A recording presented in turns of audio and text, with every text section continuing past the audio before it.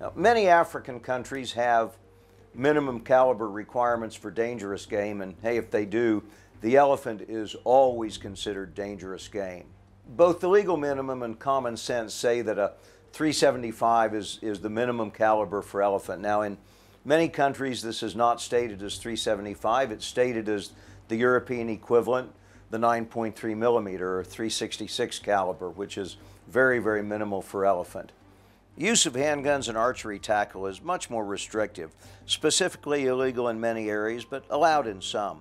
Now, whether you prefer the European 9.3 millimeter or the more common 375, or a larger and more powerful cartridge, or a big handgun or archery tackle, keep in mind that whether enacted into law or not, minimum standards exist because of conventional wisdom developed over time and based on experience, which is both good and bad.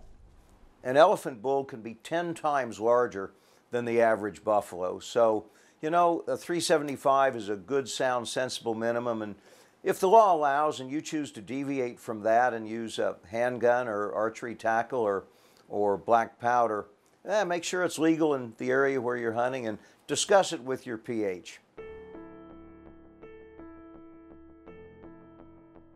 The 375 H&H, introduced clear back in 1912, is probably the baseline for hunting elephant. It's going to be within the legal minimum in all countries, and it's a cartridge of relatively low recoil that most people can learn to handle.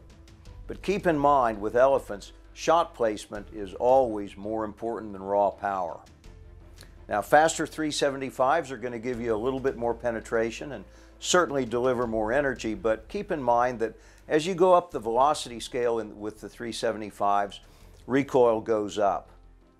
Now, the 9.3s are the European equivalent. Cartridges like the 370 Sacco Magnum, also called 9.3x66, and the old 9.3x64 Brennecke are essentially the equal of the 375. If a 9.3 is legal where you're hunting, you're going to do just fine with them. Low recoil options are actually relatively limited. The old 9.3x62 and 9.3x74R in double rifles is very, very minimally adequate for elephant. It may be legal in areas where 9.3s are allowed, but you're pushing the limit, and that's really as low as you should ever consider going for elephant hunting today. The several 416s and cartridges like the 450-400 and 404 Jeffrey are extremely effective on elephant. In fact, with higher velocity, many of them will actually penetrate better than the big bores. They're going to be a lot more effective than the 375s for elephant, but you have to keep in mind that they're not as versatile for other game, and they do produce more recoil.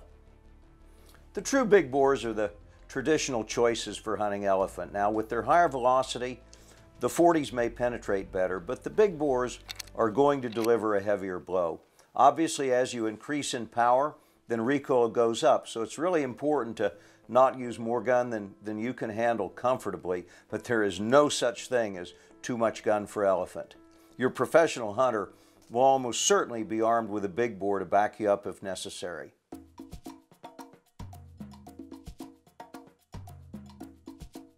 The bolt action is by far the most common choice for visiting hunters, and there's bolt actions in suitable calibers at a wide variety of price ranges. This is certainly the least expensive option, and it's going to be effective. However, if you choose a bolt action, you have to make absolutely certain that all aspects of feeding and functioning are totally reliable, and in your practice sessions, make sure that you practice working that bolt so that you can get off follow-up shots quickly if you need to. The double rifle is the preference of many professional hunters because of the instantaneous availability of that second shot. And hey, that applies to visiting hunters as well. Elephant hunting is probably the only situation where the double rifle really is superior to the bolt action simply because of that instantaneous and reliable second shot. The drawbacks to the double rifle are greatly increased cost and reduced versatility. Hey, but in this most specialized of all hunts, versatility shouldn't be a major consideration. Several modern single shots are chambered for cartridges that are absolutely adequate for elephant, but a single shot isn't recommended simply because of the frequent requirement for a quick backup shot. Now, As a visiting hunter, you're not going to be hunting alone, so if you choose a single shot, that's fine. Your professional hunter is going to be there, but he may well have to back you up simply because no human being can load a single shot fast enough when things go wrong with elephant. No other action types, whether slide action, semi-auto, or lever action, have been factory chambered for cartridges adequate for elephant.